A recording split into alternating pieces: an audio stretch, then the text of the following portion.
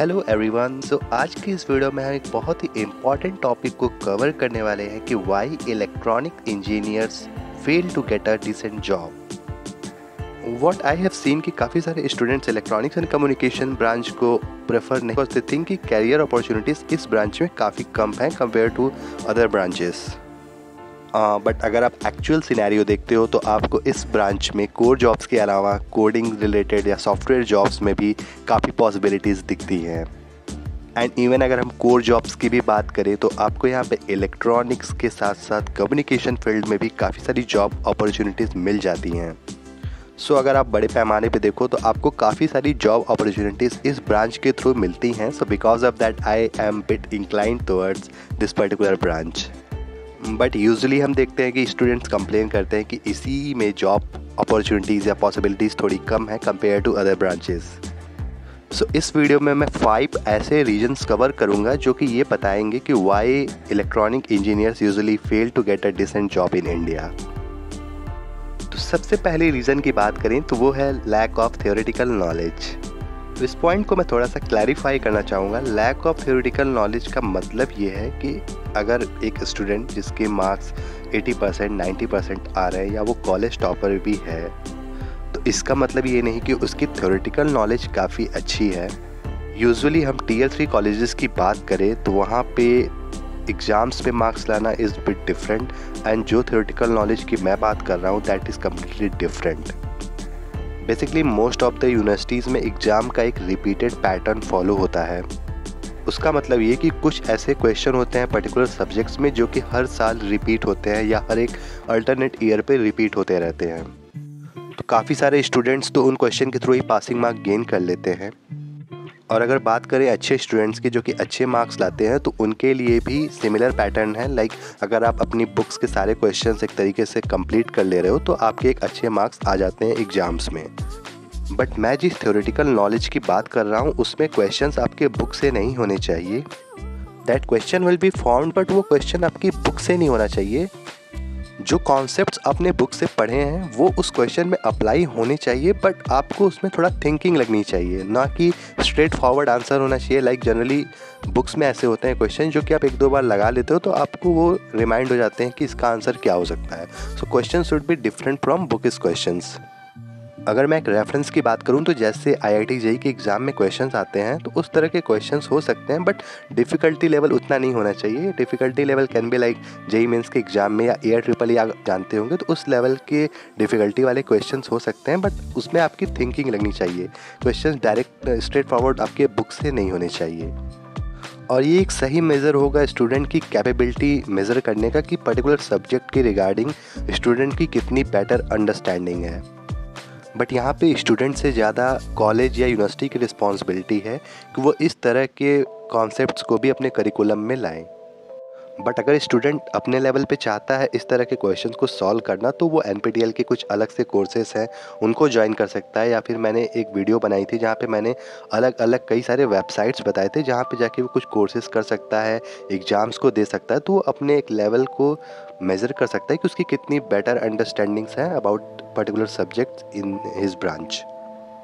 बात करें second reason की जिसकी वजह से इलेक्ट्रॉनिक्स इंजीनियर्स को जॉब कम मिलती है, so second reason is lack of interest in learning practical skills. Theoretical skills में तो फिर भी आपके पास एक मजबूरी होती है कि एग्ज़ाम आपको पास करना होता है डिग्री लेने के लिए, तो बहुत सारे स्टूडेंट जिनका इंटरेस्ट नहीं होता वो मजबूरी में भी पढ़ के एग्ज़ाम देते हैं और पास करते हैं। बट बहुत सारे कॉलेज या यूनिवर्सिटीज़ ऐसे हैं जहाँ पे प्रैक्टिकल सब्जेक्ट्स का कोई एग्ज़ाम ही नहीं होता, या अगर होता है तो वो इंटरनल लेवल पे ही मार्क्स डिस्ट्रीब्यूट होते हैं या फिर ग्रुप में होते हैं एग्ज़ाम्स। तो स्टूडेंट सारे एक्सपेरिमेंट परफॉर्म करता है एंड बेस्ड ऑन दैट पूरा ग्रुप पास होता है, या फिर इंटरनल एग्जामिनेशन की मर्जी से सारे स्टूडेंट प्रैक्टिकल एग्ज़ाम्स को पास करते हैं। और इसकी वजह से स्टूडेंट्स प्रैक्टिकल स्किल्स को सीखने में कोई इंटरेस्ट ही नहीं लेते। आपकी थ्योरेटिकल नॉलेज जो है वो तो है, बट अगर आप प्रैक्टिकल नॉलेज को इन्हेंस नहीं करोगे, स्किल्स को सीखोगे नहीं, तो आप अपने आप को इंडस्ट्री कॉम्पिटेबल नहीं बना सकते। आपको कोई इंटर्नशिप्स या जॉब जल्दी नहीं मिलेंगी बिकॉज आपने कोई स्किल्स ही नहीं सीखी हुई है। जब आप इन स्किल्स को सीखते हो, इस पे टाइम स्पेंड करते हो, तो आपको पता चलता है एक्चुअल में कि ये स्किल्स इंडस्ट्री में कैसे यूज हो रही हैं, पर्टिकुलर लैंग्वेज का यूज़ इंडस्ट्री में कैसे हो रहा है। तो आप उस डायरेक्शन में थिंकिंग स्टार्ट करते हो और उससे आपका डेवलपमेंट होता है, आप कुछ अच्छी चीज़ें सीखते हो। बट ज़्यादातर स्टूडेंट्स इस पर्टिकुलर सब्जेक्ट में इंटरेस्ट ही नहीं लेते, प्रैक्टिकल नॉलेज उनकी जीरो होती है, and that is the biggest reason कि काफ़ी सारे इंजीनियर्स को जॉब नहीं मिलती। और सेकेंड रीजन से ही रिलेटेड है थर्ड रीज़न कि नो प्रोजेक्ट्स। जब स्टूडेंट ने प्रैक्टिकल स्किल्स को ही लर्न नहीं किया है तो प्रोजेक्ट बनाना तो काफ़ी दूर हो जाता है। कॉलेज में भी किसी तरह का कोई मैंडेटरी स्ट्रक्चर नहीं होता कि आपको प्रोजेक्ट करना ही करना है। जहाँ तक मैं जानता हूँ ज़्यादातर कॉलेज या यूनिवर्सिटीज़ में 4th ईयर में आपको एक फाइनल प्रोजेक्ट सबमिट करना होता है और वो भी ग्रुप में होता है। उसमें भी सारे ग्रुप में से कोई एक बंदा या 2 बंदे काम करते हैं और काफ़ी सारे लोग उस प्रोजेक्ट को भी आउटसोर्स करते हैं, यानी बाहर से कहीं से बनवाते हैं या किसी फ्रेंड के थ्रू बनवाते हैं। प्रोजेक्ट ना होना आपके रिज्यूमे को भी ब्लैंक करता है, तो ये एक रीज़न भी है कि काफ़ी सारे लोगों को जॉब नहीं मिलती। प्रोजेक्ट्स को करने के लिए आपको पर्टिकुलर कुछ प्रैक्टिकल स्किल्स को सीखना होगा, और अगर आप ये डिसाइड नहीं कर पा रहे हो कि आपको कौन सी स्किल से स्टार्ट करना चाहिए या कौन सी स्किल को सीखना चाहिए, तो इस पर एक डेडिकेटेड वीडियो मैंने बनाई है डिफरेंट कोर्सेज के बारे में, तो आप इस वीडियो को देख सकते हो। Now let's talk about the fourth reason, and the fourth reason is less exposure or knowledge about the job opportunities। बहुत ही कम ऐसे स्टूडेंट्स होते हैं जो कि मैंने 3 पॉइंट्स ऊपर डिस्कस किए उसको फॉलो करते हैं। लाइक उनको थ्योरेटिकल नॉलेज भी काफ़ी अच्छी होती है, प्रैक्टिकल स्किल्स भी सीखे होते हैं और प्रोजेक्ट्स भी उनके रेज्यूमे में होते हैं। बट अनफॉर्चुनेटली उनको बहुत सारे जॉब अपॉर्चुनिटीज़ के बारे में पता नहीं होता कि कैसे पर्टिकुलर जॉब के लिए अप्लाई करें या इंटर्नशिप्स के लिए अप्लाई करें। और इंडिया में बहुत सारे कॉलेजेस ऐसे हैं जहाँ पे तो कोई कंपनी प्लेसमेंट के लिए भी नहीं आती, कुछ में आती भी है तो बहुत limited companies like TCS, Cognizant, 1 या 2 कंपनीज ही आती हैं। सो जॉब अपॉर्चुनिटीज़ को कैसे सर्च करें, इसका नॉलेज नहीं होना भी एक बहुत बड़ा डिसएडवांटेज हो जाता है पर्टिकुलर Tier 3 कॉलेज स्टूडेंट्स के साथ, और इसकी वजह से जो स्टूडेंट्स काफ़ी अच्छे भी होते हैं, स्किलफुल होते हैं, वो जॉब नहीं पा पाते। इसके लिए ये इंपॉर्टेंट है कि आपको लिंक्डइन को कैसे यूज करें, अपने नेटवर्क को कैसे यूज करें, इसका नॉलेज होना चाहिए। इसके अलावा ऑफ कैंपस प्लेसमेंट के थ्रू भी आप अच्छी जॉब पा सकते हो, बट आपको ये पता होना चाहिए कि ऑफ कैंपस प्लेसमेंट्स लेते कैसे हैं। और ऑफ कैंपस प्लेसमेंट्स पे तो एक डेडिकेटेड वीडियो बनी हुई है, तो आप इस वीडियो को ज़रूर देखिएगा वीडियो के बाद, ताकि आपको पता चल सके कि ऑफ कैंपस प्लेसमेंट्स के थ्रू आप किस तरीके से जॉब को सर्च कर सकते हो। Now I am going to discuss about the last reason, and that one is less CGPA or percentage। जैसे हमने केमिस्ट्री में पढ़ा है कि सारी चीज़ें इक्विलिब्रियम में होनी चाहिए, same thing applies here also. May be आपके पास प्रैक्टिकल स्किल्स हो सकती हैं, मे बी आपके पास प्रोजेक्ट्स हो सकते हैं, बट अगर आपके पास परसेंटेज नहीं है या CGPA नहीं है तो काफ़ी डिफ़िकल्ट हो जाता है आपके लिए जॉब अपॉर्चुनिटीज़ को क्रैक करना। व्हेन आई से CGPA या परसेंटेज, तो इसका मतलब ये नहीं कि आपके पास 80% या 90% के ऊपर ही होना चाहिए।